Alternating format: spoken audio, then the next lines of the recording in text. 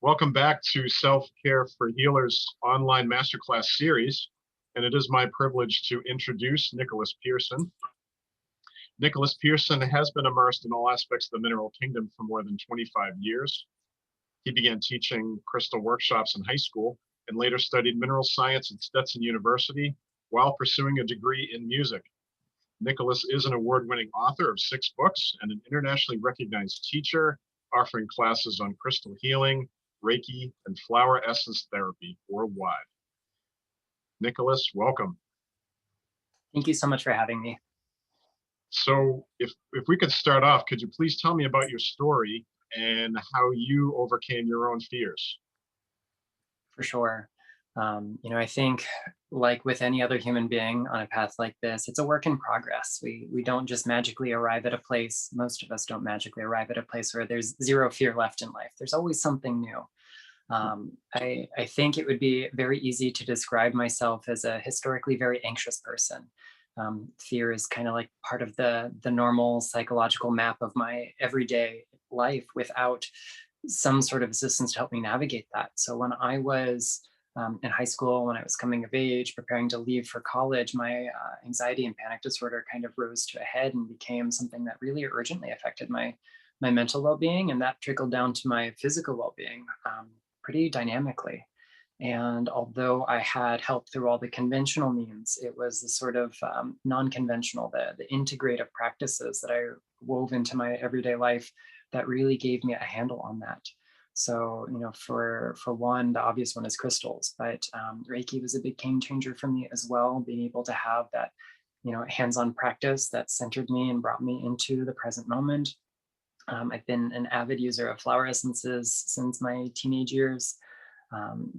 Really trying to deal with uncertainty has always been the thing that has sort of triggered that feeling of fear or anxiety for me. And all it takes is a little too much, and that leads to panic. So I've really had to learn practical methods for coming back into the present moment and just being present with that feeling discomfort. I've found that most of the time, kind of sitting with it and leaning into it is enough to get through it. It's not something we seal up in a box and put away and make it disappear once and for all. It's this kind of ongoing process. I had the luxury after I left school of taking some time off and then going into the workforce for corporate America and doing my stint there. Talk about uncertainty, talk about fear. Trying to climb upwards in that environment can be fraught with uncertainty. We had a corporate buyout involved, and everyone's futures was uncertain. And that was about the time I took my big leap of faith into the body, mind, spirit world full time. I was partway into my first book with no real direction in sight. I didn't have a firm finished picture of it in my head. I didn't have a route to publishing going on, and I really just had to lean into that total uncertainty and practice this huge bit of surrender. And that eventually led me to where I am several books later, several years later, being able to do this full time. And it's been a real joy to have the mineral kingdom as one of my supports, as well as all the other tools in my toolbox.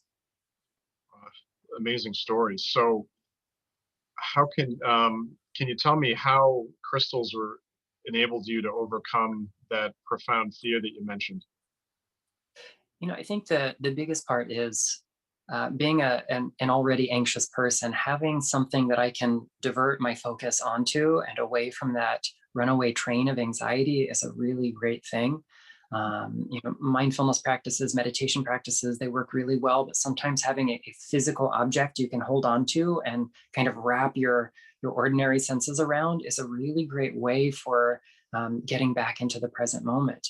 And that's the practical side of it. There's still that energetic or spiritual component of what's happening when we work with crystals that I definitely believe is the biggest part of the puzzle. But sometimes we have to fake it till we make it. Sometimes we really just have to go through the motions until we have developed enough of a habit, dug a deep enough trench through the mind that something new can flow through. And so making that space for my everyday practice was really important. Having a tool with me, whether it was a strand of beads around my neck, a rock in my pocket, or something on my desk that I could, kind of reach out to as a sort of symbolic talisman, was really important. but giving space for the mineral kingdom to take effect is something that we do with intention. We do with a certain amount of respect. It's, you know, a kind of conscious coupling with our mineral co-creators. It's not this inert piece of matter that magically fixes things in my life. They're catalysts for change. So it's really about that conscious and conscientious manner in which we approach the work. Hmm. Do you, well, do you have three crystals that you would like to recommend for people that might have fear or anxiety? Absolutely. So I think anyone who knows me really well probably knows the first one I'm going to recommend, and that is rhodonite. So here's a piece of rhodonite from Madagascar. It's often kind of reddish or pinkish, and they can be marbled with these black veins of manganese oxides. There can be tons of other minerals kind of in the matrix there. But rhodonite is this wonderful stone of emotional security and stability. Over time, it kind of rebuilds the foundational emotional experience that we have in the world. It doesn't necessarily release things or eject things from our psyche, but it helps us organize them in a way that's more stable. I often describe it as a sort of emotional anchor. So anytime we've got a strong upsurge of emotional energy, it could be fear, it could be worry, it could be anger, it could be resentment or grief or anything. We drop that anchor so we don't get swept out to sea by that current and then kind of get swallowed up by that emotion. So it's a stone that can help us be present and sit with our emotions, whether they're uncomfortable or not. We can get swept away by other emotions, ones that we might enjoy in the moment, and still kind of be knocked off course from time to time. This is such a powerful and nurturing stone, one of the true, I'd say, like powerhouses when it comes to emotional well being. It has this ability to help us navigate a world that is fraught with fear and uncertainty by finding that emotional stillness within.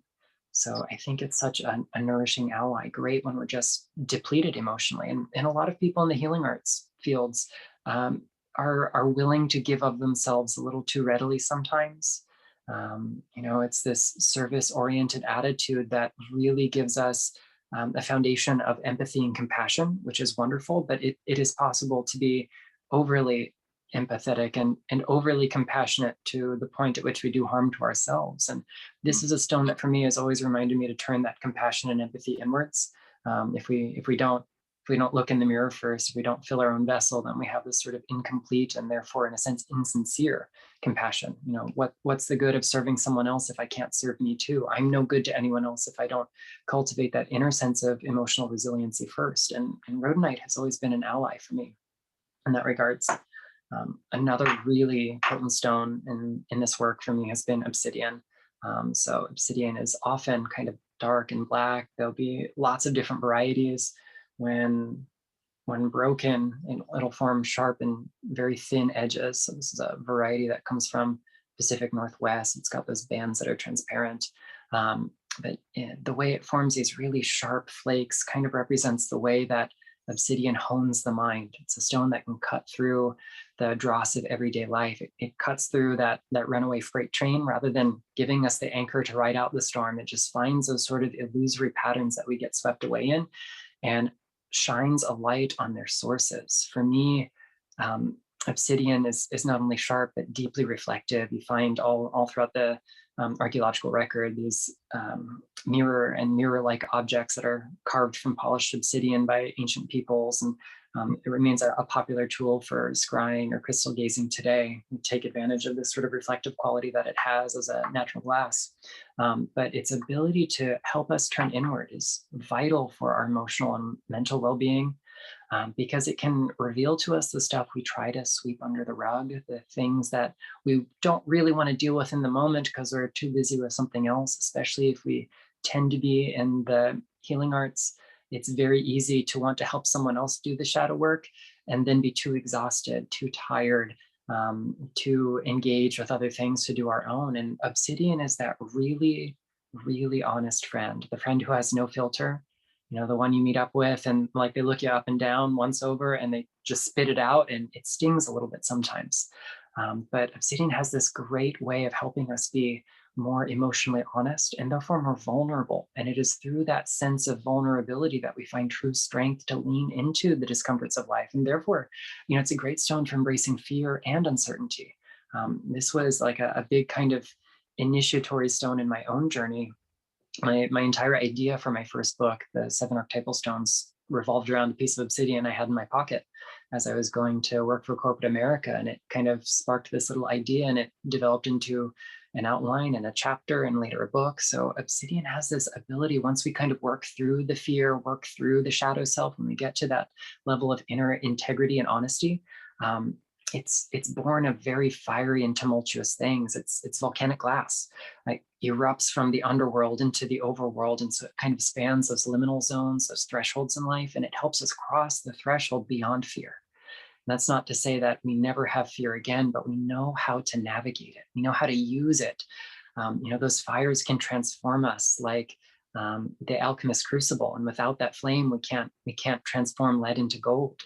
So this is a stone that helps us kind of find where those seeds are, not just the seeds of discontent, but also the seeds that lead us to healing and wholeness. So it's this really powerful ally, and one I turn to time and time again. Lots of lore around it too. For the third stone I want to talk about, this is one that's very popular. It is called labradorite, and you'll see it's got this brilliant kind of shimmer in it. If backlit, it loses all of those colors though. There's no blue or gold or red or pink actually in the stone, but it's an optical effect. And it's something that happens by process of interference.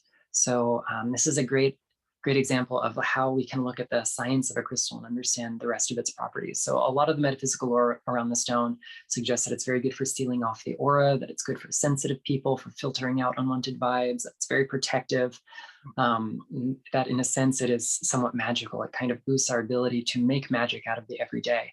If we look at the structure of this stone, it's made out of two very closely related subspecies of feldspar that have different refractive indices, which means they bend light in slightly different ways, and they kind of laminate together in these layers. So light trying to pass through them gets scrambled and bent and twisted every which way.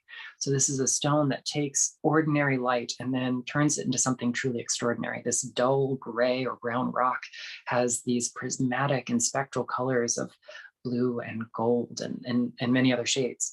And that's essentially what it's doing in our energy field. It's taking the ordinary light of our aura and helping us find that we are truly extraordinary beings by amping up our light, by increasing the amplitude or the volume of our energy field.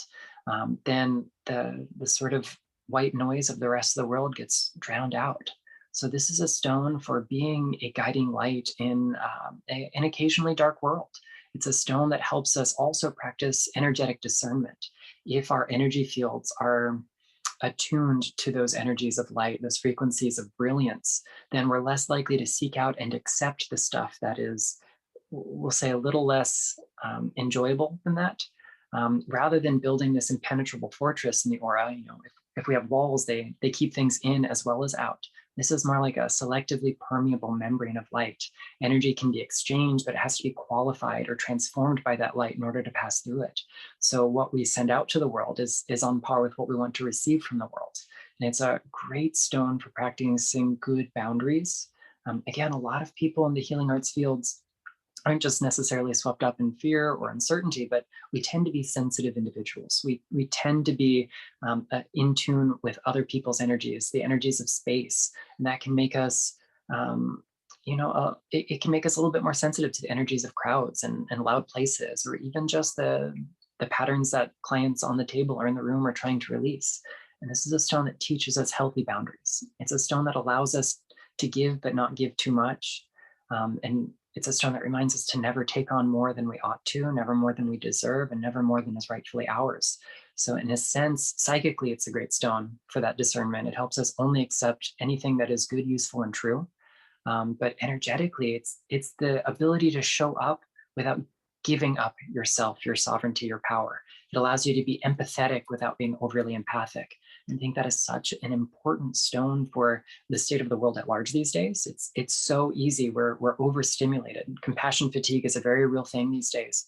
And labradorite is a gemstone ally that allows us to let our light shine amidst those conditions, and maybe to be a little bit more resilient and resistant to the things that are eating away at our peace.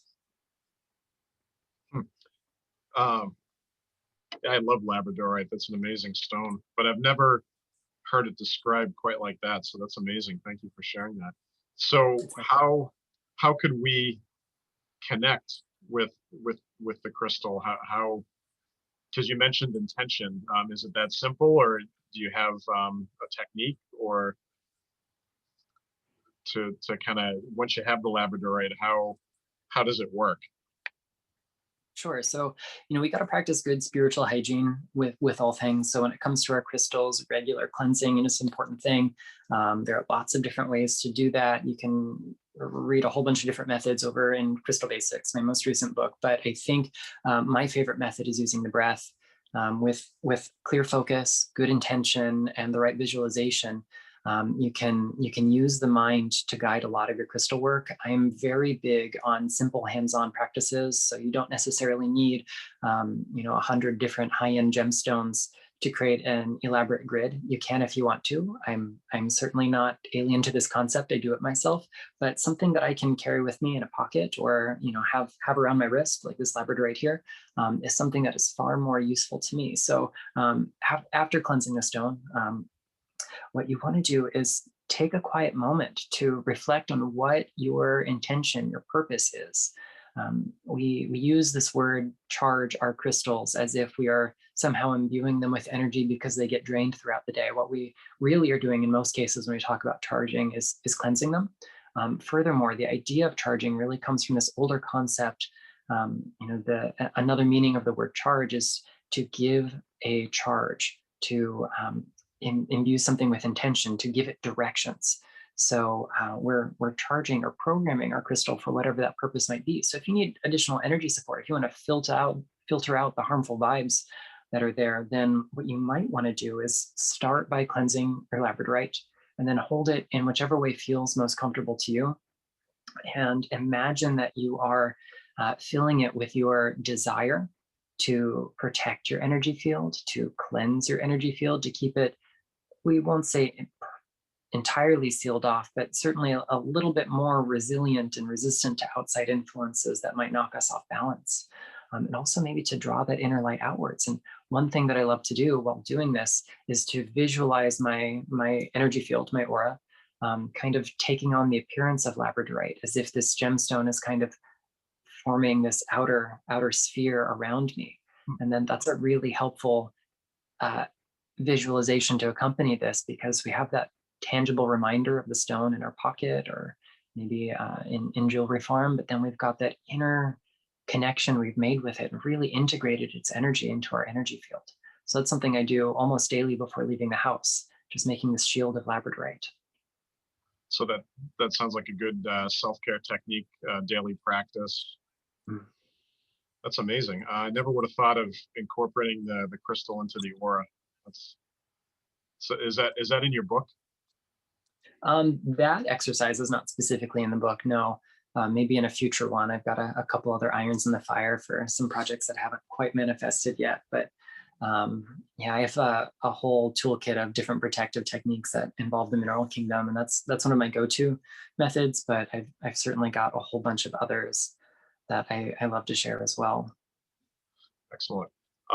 So you also mentioned that Reiki was a big part of your being able to overcome fear and anxiety.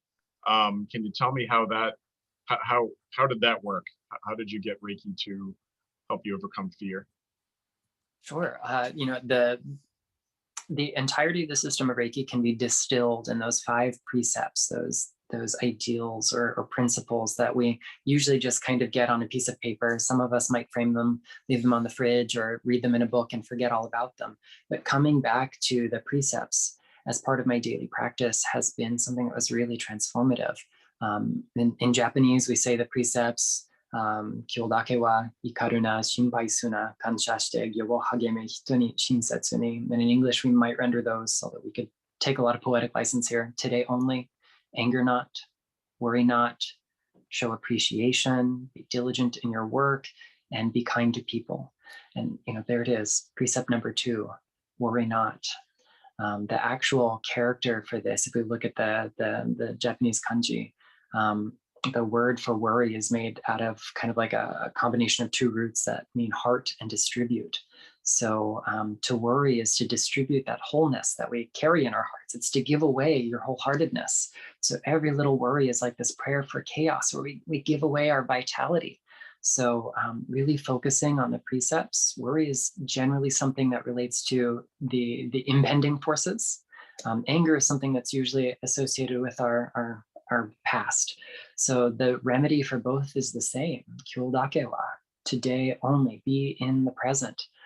One of the easiest ways to do that, apart from reciting the precepts in whatever language feels most comfortable to us, but also being really present with our hands-on practice.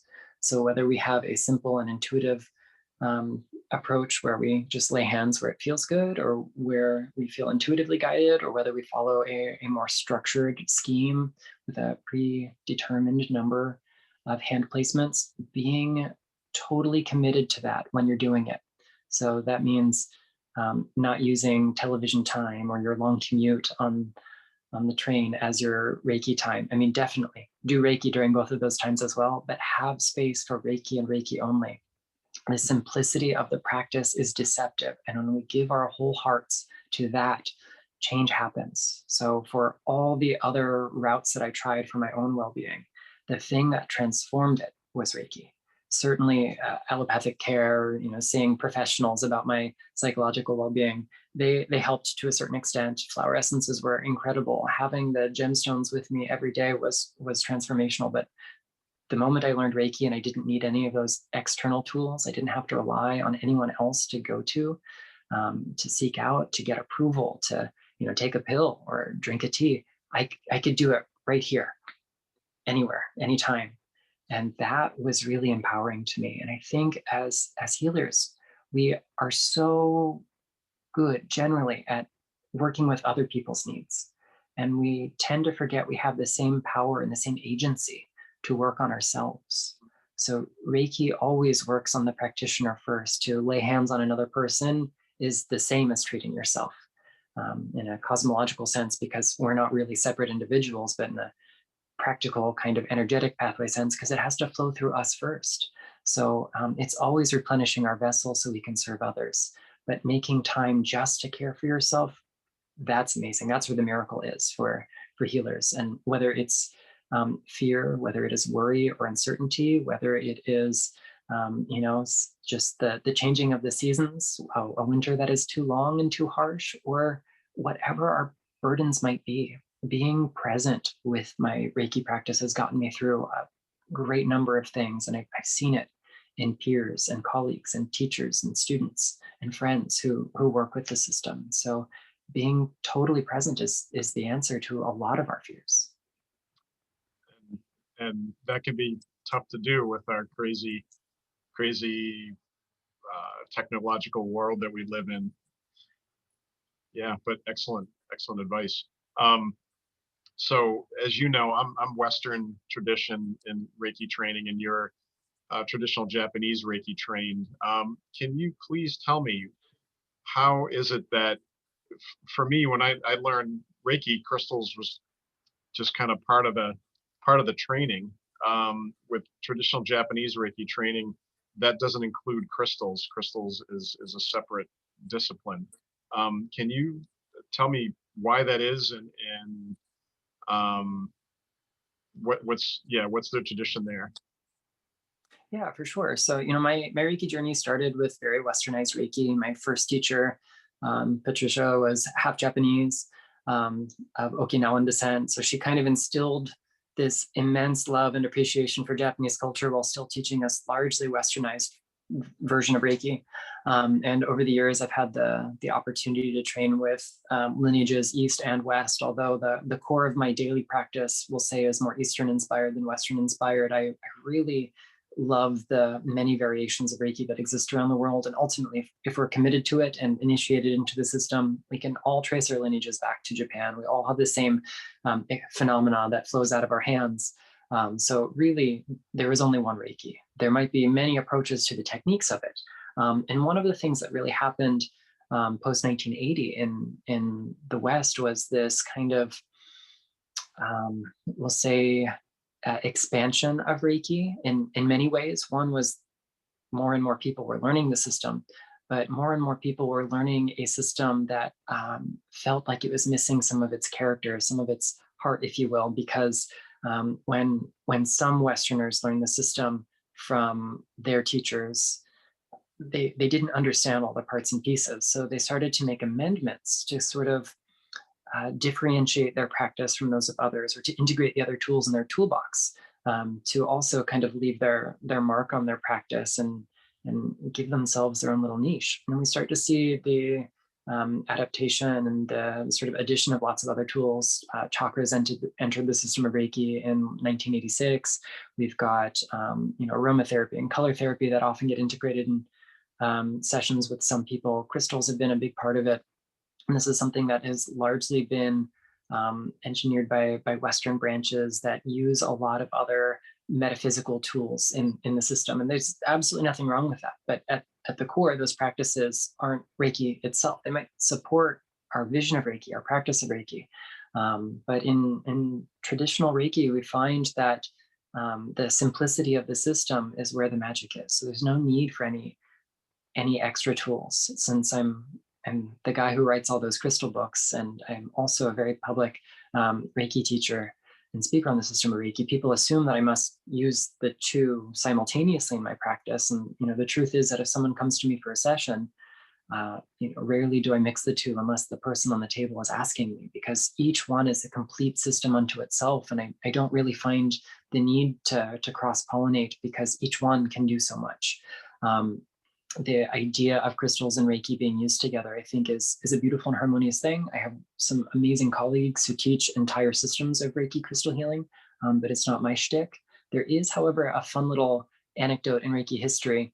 Frank Arjava-Petter learned from a sort of more of a folk lineage of Usui Reiki Ryoho in Japan. I believe the gentleman's name was Ogawa Fumio, that Usui Mikao, the founder of Reiki, would give Reiju, or like we might call it an attunement or initiation in the West, to spheres of quartz crystal to give away to clients who couldn't make it to see a Reiki practitioner or learn the system for themselves. So once you take that little piece of quartz and you essentially attune it to Reiki, to the system, then it will always kind of generate this field of Reiki, so you can lay it on the body in the absence of a practitioner's hands. Certainly not the same thing as learning to be a Reiki practitioner yourself or receiving regular treatments, but that was a substitute in times of duress. So there's one little anecdote from 1920s Japan where Usui was known to have done this. And in that vein, in that memory, the Jikiden Institute also teaches its teachers how to do that with quartz. So you can give Reiju to quartz crystals and use that as a means of supplementing your practice, but never really as a replacement for it. So the crystal can't be a replacement for your self-care, it just kind of enhances it? For sure. And whether we're using a single crystal that has been given Reiju, or whether we are creating an elaborate crystal grid or doing laying on of stones, with or without the supplement of Reiki, I think it's important to remember that crystals themselves are not magic bullets. They don't do the work for us. I think they are powerful electromagnetic oscillators that do move and shift and transform energy, but they're catalysts for inner healing. So the idea of a catalyst is it lowers the amount of energy or effort required to achieve an outcome, but it doesn't make the outcome happen all by itself. So it's really something we partner with to achieve healing, whatever that looks like for us. Sounds good. So do you have a crystal or Reiki technique that you'd like to share during the session for either self-care or fear, to address those two issues? For sure. So I'm going to teach one of my favorite techniques using obsidian. I like to use a raw piece for this because the sharpness of it kind of reminds me of the sharpness of my mind, but you can use whatever you've got. And I use this as a means of kind of tapping into that almost warrior-like vibe that obsidian has. It's long been used for making arrowheads and knives and spear points. There's a definite sharpness about it. So what you would do is take a freshly cleansed and probably programmed or charged piece, and hold it up against your solar plexus while standing with your feet shoulder width apart. Close your eyes and imagine you're kind of breathing in and out through that stone. Wherever you've placed it, that is your new nose. So we breathe in deep. And just anytime that feeling of uncertainty or fear rises up, imagine yourself leaning forward into it. Don't lean too far physically or you'll topple over. But as we do this, as we use that obsidian to kind of strengthen our physical center of gravity, but also one of our emotional centers, the solar plexus chakra is great for integrating our thoughts and our emotions. It gives us a sense of clarity, of reflection, but also the strength required to kind of cut through the BS so we can look at fear for what it is. It's very easy for fear to become this what if game that snowballs. But sometimes if we strip away all the what ifs, it's just inconvenient timing, or just a flat tire, or just one too many stoplights on our way to work, or just a traffic jam, whatever it might be that's causing our uncertainty to flare up. Obsidian has this ability to kind of teach us to get to what the issue is. And then it reminds us, okay, what is worrying going to do? What can you do? And sometimes the answer is nothing. Great, nothing to worry about. And if you have any agency in the situation, it gives you that kind of strength and mental fortitude. You need to lean into it and do it without the fear taking over. Did you so do you talk about obsidian in your most recent book, Crystal Basics, or is that in an earlier book? All of the above. Obsidian is one of those stones that's kind of made its way into all of my crystal books to date. Different iterations, different versions of it. You can certainly read about a bunch of different varieties of obsidian in Crystal Basics. It's also the stone that chapter 1 focuses on in my very first book, the 7 archetypal stones, because it kind of starts this, it represents the starting point of the soul's journey that's mapped out in that book. But obsidian is such a powerful ally. I think it is possible to probably write an entire series of books on the gifts it could bring to us. And the great news is that it's plentiful, it's easy to get, it's inexpensive usually. So it's a tool that we can all have access to without having to break the bank. It doesn't require us to get, great quality diamonds, emeralds, or sapphires. Those are great too, though. That's good. Yeah, those are bank breakers, though. So obsidian. So any other pearls of wisdom you have for fear or self-care? I think the really big part is that it's easy to get overwhelmed by fear, but sometimes we have to remember that fear can be a great thing. Fear is a motivator. True courage is not fearlessness. It's not the absence of worry, but it's going on in spite of it. The word courage comes ultimately from the Latin word cor, which means heart. It's putting your whole heart into whatever you're doing, no matter how terrified you might be. And that is really what I think we do when we show up as healers, as practitioners of integrative medicine, as spiritual practitioners, whatever our practice might look like, whatever the tools that we use. It's about showing up with your whole heart. And these 3 stones and many others can get us to that space of wholeheartedness. So I'm hoping that we can all remember that when we are experiencing a little bit more uncertainty these days. That's amazing. So how can we reach you? What's the best way to reach you in the future if we have a question, or if we want to need a session, or want to get in contact with you? Easiest way to find me is social media. And in most cases, my handle is The Luminous Pearl. I've also got a website. You can reach out to me with the contact form on there, www.theluminouspearl.com. I try to stay pretty active, especially on Instagram. It's usually the easiest method for me, but reach out. You can send emails, show up to workshops when I do them again, catch me in some online classes in the near future. I would love to connect with everyone. I'm here to support you on your journey. Wow. Thank you very much, Nicolas. I appreciate your time, and I've learned a lot in such a short time. It's my pleasure. Thank you for having me. Take care.